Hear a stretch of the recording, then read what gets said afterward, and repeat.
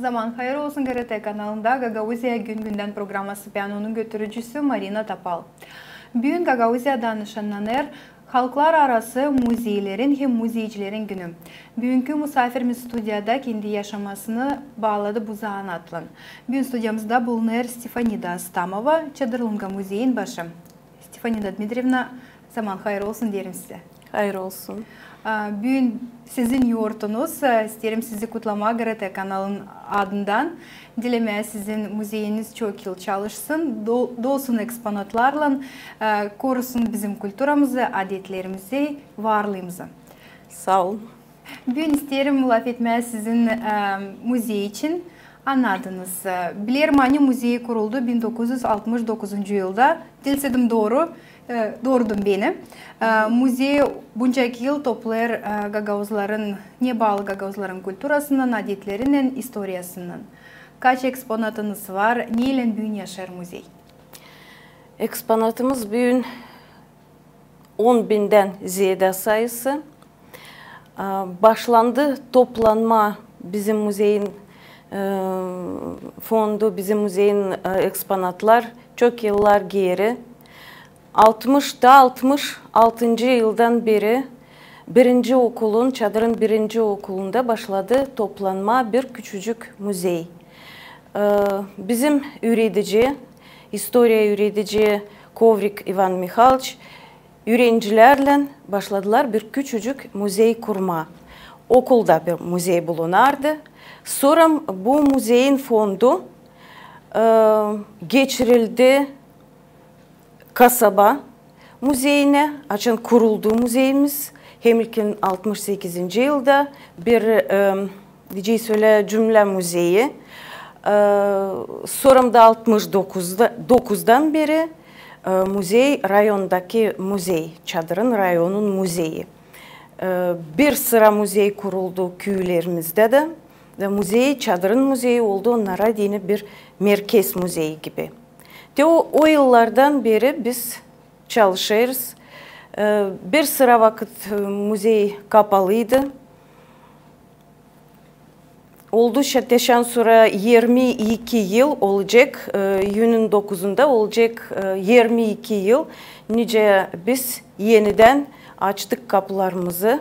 Bir yeni binanın içinde, eski ama yeni düzülmüş.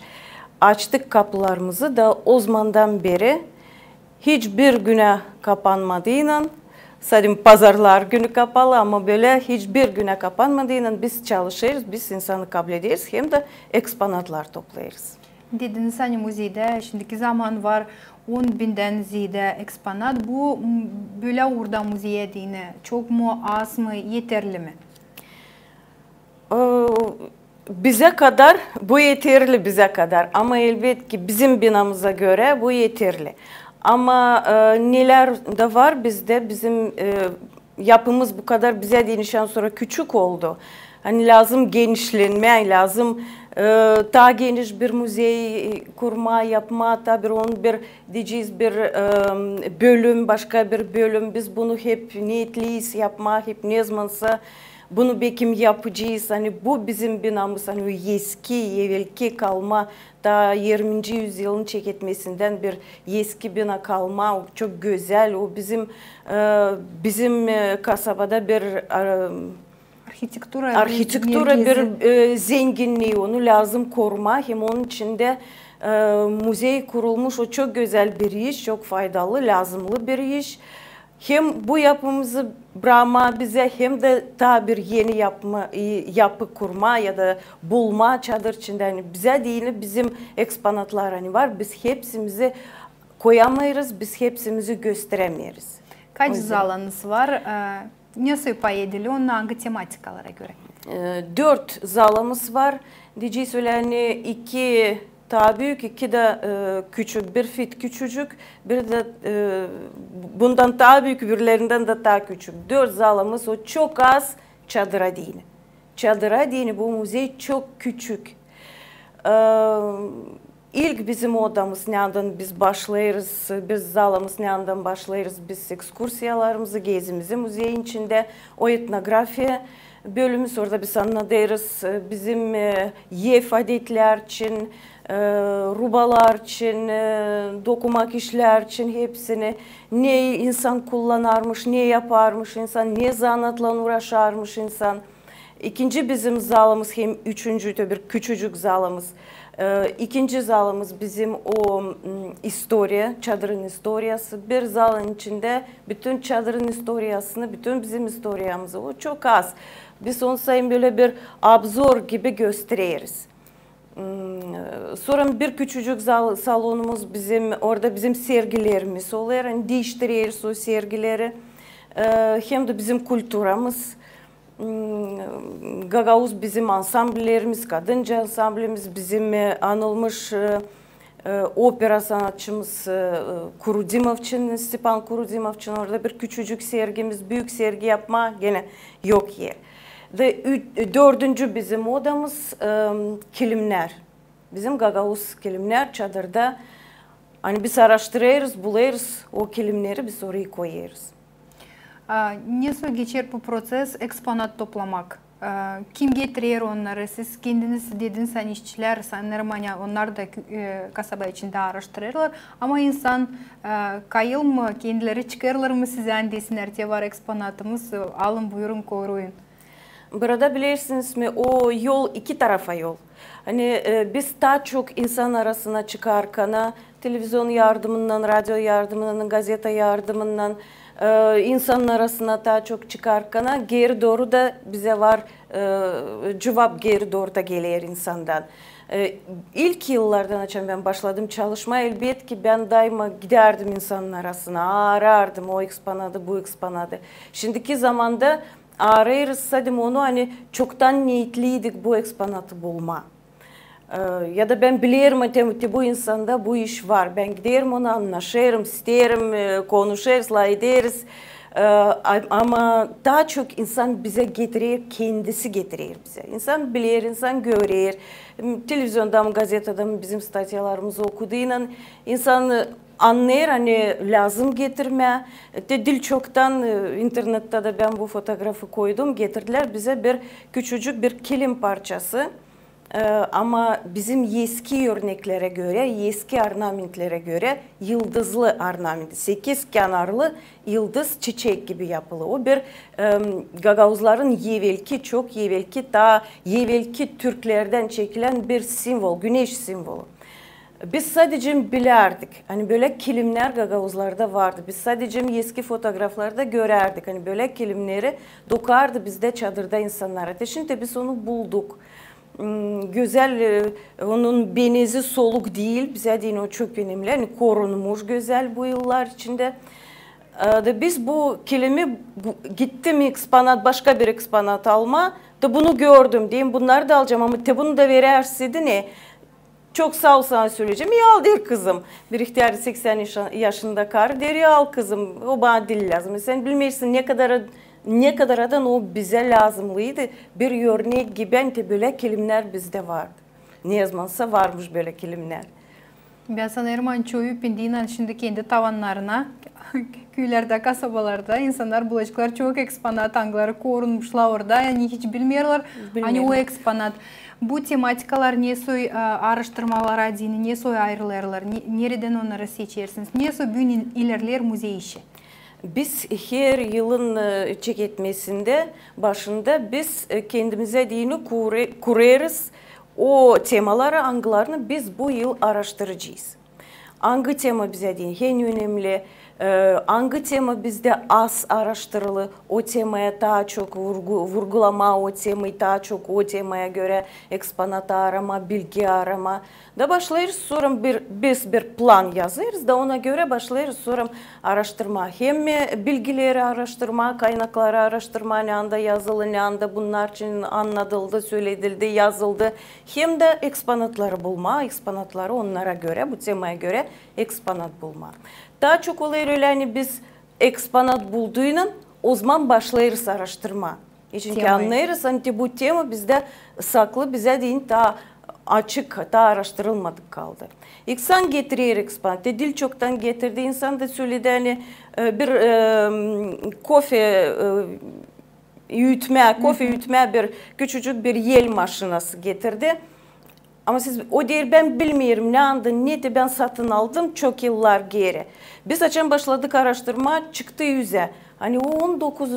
asırdan beri bu kofe ütme maşinası küçücük bir öyle bir kofe ütme maşinası yel maşinası ta Osman'ın vaktinden.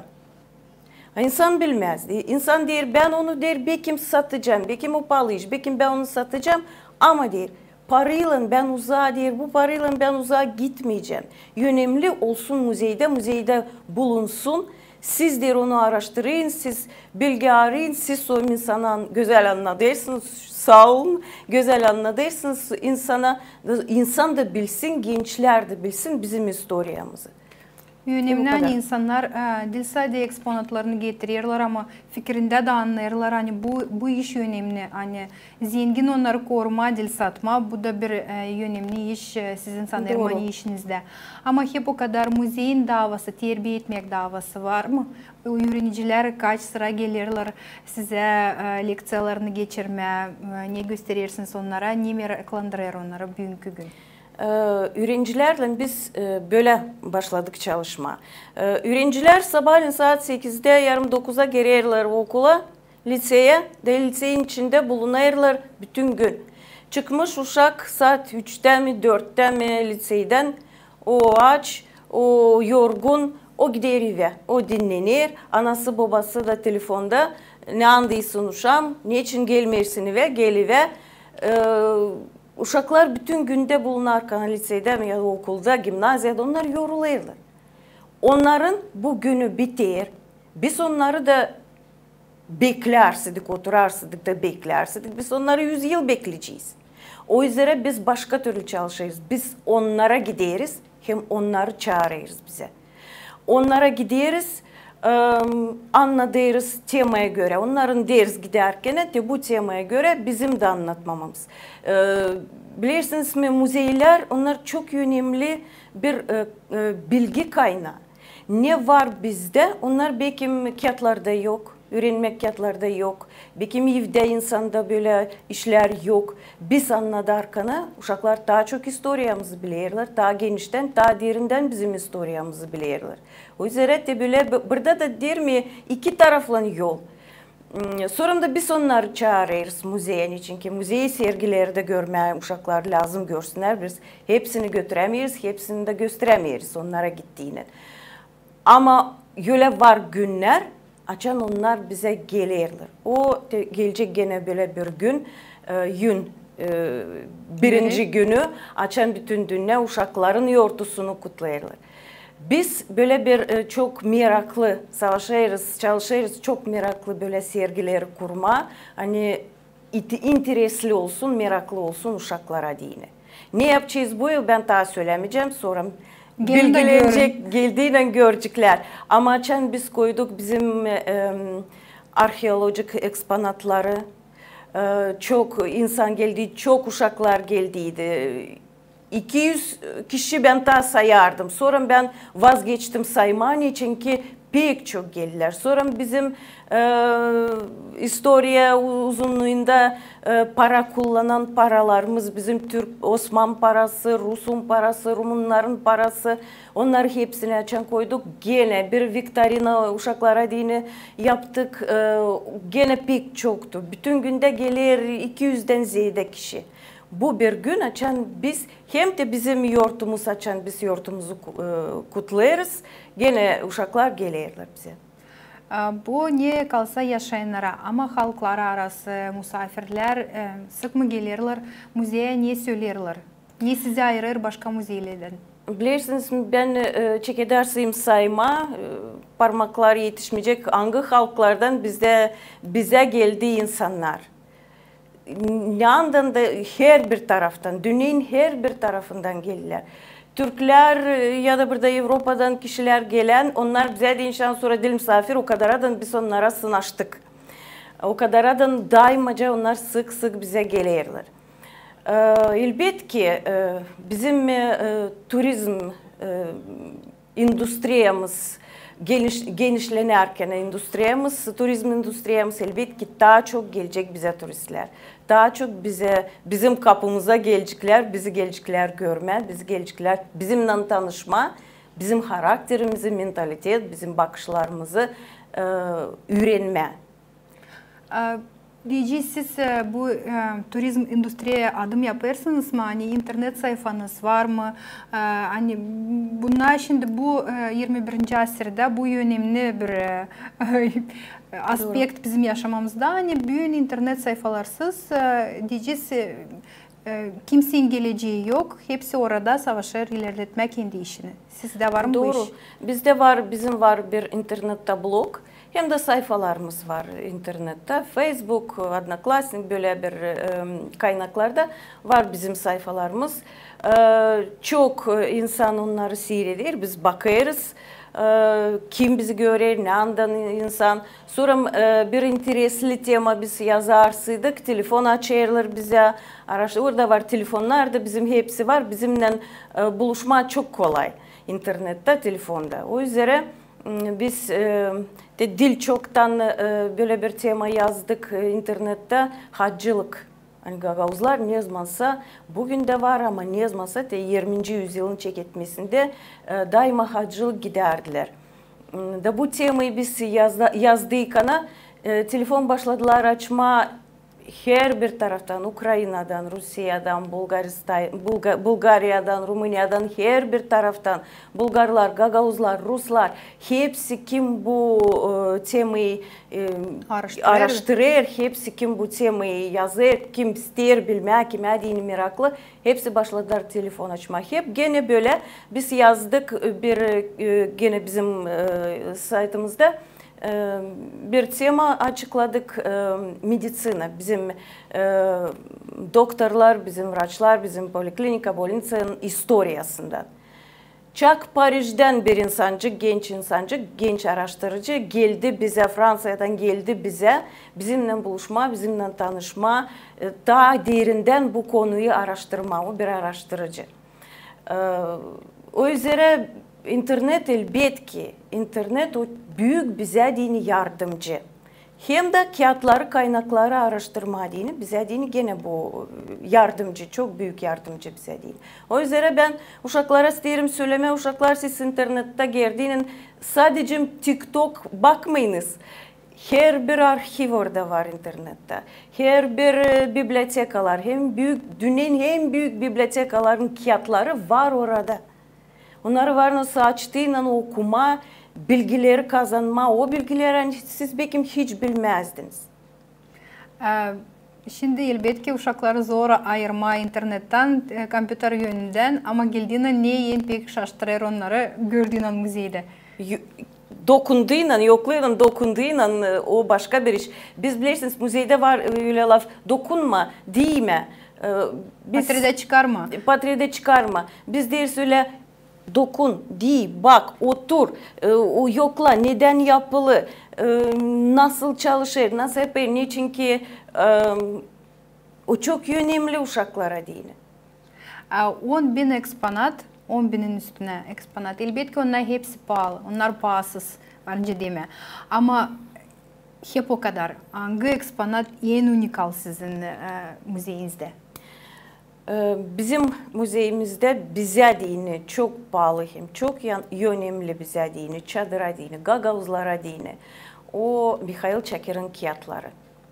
Onun sözlükleri, onun kağıtları hani bizde müzeyde bugün korunurlar. 100 yıldan ziyade şans sonra onların çıkmasıydı. 100 yıl geri, 100 yıldan ziyade geri. Numizmatika bizim bir koleksiyamız var. Orada var bizde paralar ta 16. 15. yüzyıllıklardan. O da çok bize dini önemli bir koleksiyamız.